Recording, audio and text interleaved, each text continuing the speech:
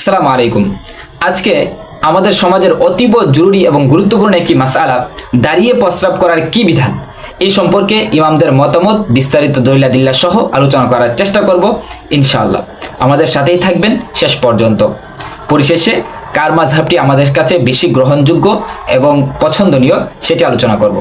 প্রথমে আমরা জানব প্রখ্যাত ইমাম আহমদ, প্রখ্যাত তাবিঈ সাঈদ ইবনুল মুসাইয়িব, উরওয়াত ইবনুল জুবাইর রাহিমাহুমুল্লাহ, এই তিনজন ইমাম বলছেন দাঁড়িয়ে প্রস্রাব করাটা সর্বাবস্থায় জায়েজ, শর্ত মুক্তভাবে জায়েজ। আর ইমাম মালিক রাহিমাহুল্লাহ ওনাদের সাথে আছেন, তবে উনি একটি শর্ত যুক্ত করেন। উনি বলেন যদি দাঁড়িয়ে প্রস্রাব করলে প্রস্রাবের ছিটা তার গায়ে এসে পড়ার আশঙ্কা না থাকে তখন জায়েজ, কিন্তু যদি দাঁড়িয়ে প্রস্রাব করলে প্রস্রাবের ছিটা তার গায়ে এসে পড়ার আশঙ্কা থাকে তখন সেটা মাকরুহে তাহরিমি, অর্থাৎ হারামের কাছাকাছি। এবার আমরা জানবো উক্ত ইমামদের দলিল।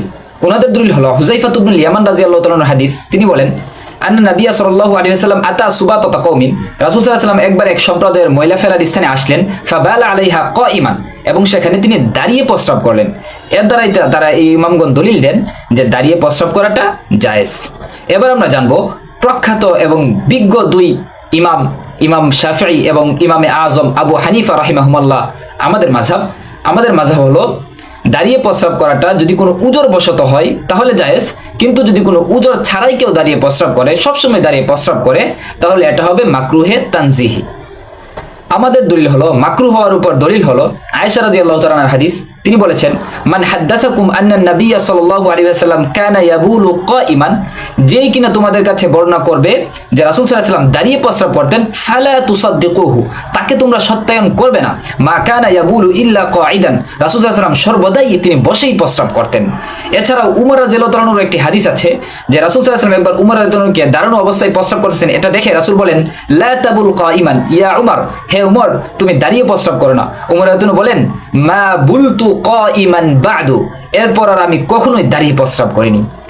আরো একটি হাদিস আছে ইন্না মিনাল জাফাই আন তাবুলা কাঈমান, নিশ্চয়ই এটা হলো একটি মূর্খতা, এটি একটি ভদ্রতার পরিপন্থী একটি বিষয় হলো যে তুমি দাঁড়িয়ে প্রস্রাব করবে। এই তিনটি হাদিসে দালালত করছে যে দাঁড়িয়ে প্রস্রাব করাটা এটা ইসলামে একটি অপছন্দনীয় বিষয়, তাই এটাকে মাকরুহে তানজিহি বলা হয় উজর ছাড়া যদি কেউ দাঁড়িয়ে প্রস্রাব করে, আর উজরের সাথে হলে সেটা মাকরুহ হবে না, জায়েজ হবে। এবার আমরা জানবো আসহাবুজ জাওয়াহির ওনাদের মাযহাব। আসহাবুজ জাওয়াহির বলছেন দাঁড়িয়ে প্রস্রাব করা সর্ব অবস্থায় নাজায়েজ, একেবারেই জায়েজ নেই দাঁড়িয়ে প্রস্রাব করাটা।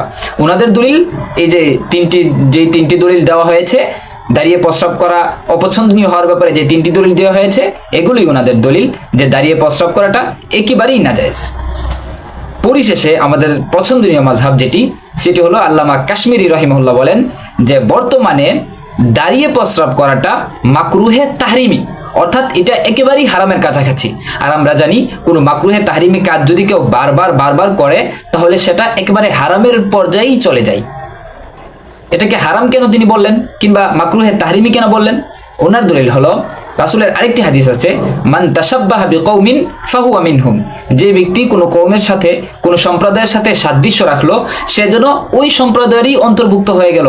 আর দাঁড়িয়ে প্রস্রাব করাটা এখন আমরা দেখতে পাই খ্রিস্টান রাষ্ট্রে, ইহুদি রাষ্ট্রে এবং বিধর্মী রাষ্ট্রগুলোতে দাঁড়িয়ে প্রস্রাব করাটা একেবারেই স্বাভাবিক এবং তাদের রীতি ও অভ্যাসই এটা দাঁড়িয়ে প্রস্রাব করা। যেহেতু এটা বিধর্মীদের অভ্যাসে পরিণত হয়েছে দাঁড়িয়ে প্রস্রাব করা, কেমন যেন এটা তার একটি প্রতীকী আলামতি হয়ে গেছে যে বিধর্মী মানি তারা দাঁড়িয়ে প্রস্রাব করবে। তাই এখন আজকের এই যুগে এসে মুসলমানরা দাঁড়িয়ে প্রস্রাব করলে বিধর্মীদের সাথে সাদৃশ্যতা অবলম্বন হয় বিধায় দাঁড়িয়ে প্রস্রাব করাটা ইসলামে মাকরুহে তাহরিমি, অর্থাৎ এটা হারামের খুবই কাছে।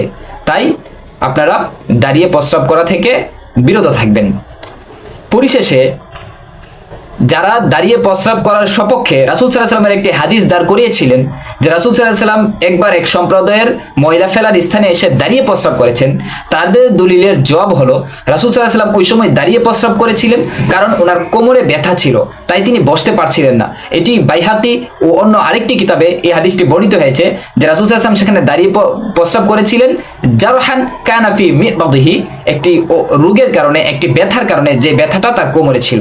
তো কোমরে ব্যথা ব্যথা থাকার কারণে রাসূল দাঁড়িয়ে করেছিলেন, এমনিতে ওনার আদতই ছিল, ওনার অভ্যাসই ছিল সবসময় তিনি বসে প্রস্রাব করতেন। তো আরেকটি জবাব দেওয়া যায়, তিনি দাঁড়িয়ে প্রস্রাব করেছেন জাওয়াজ বোঝানোর জন্য, যে কখনো যদি কারো কোনো উজর থাকে তাহলে দাঁড়িয়ে প্রস্রাব করাটা জায়েজ, উম্মতের জন্য যেন সেটা কষ্টকর না হয়, সেই জন্য এই জাওয়াজ হওয়াটা বোঝানোর জন্য উনি দাঁড়িয়ে প্রস্রাব করেছেন।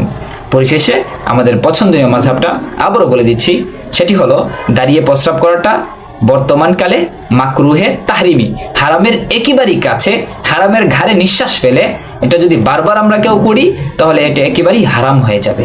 আল্লাহ তাআলা আমাদেরকে দাঁড়িয়ে প্রস্রাব করার মতো একটি গর্হিত কাজকে বর্জন করার তৌফিক দান করুন। ইমামগণের মাযহাব এবং দলিল ভিত্তিক আরও আলোচনা শুনতে আপনারা আমাদের সাথেই যুক্ত থাকতে পারেন। জাযাকুমুল্লাহু খাইরান।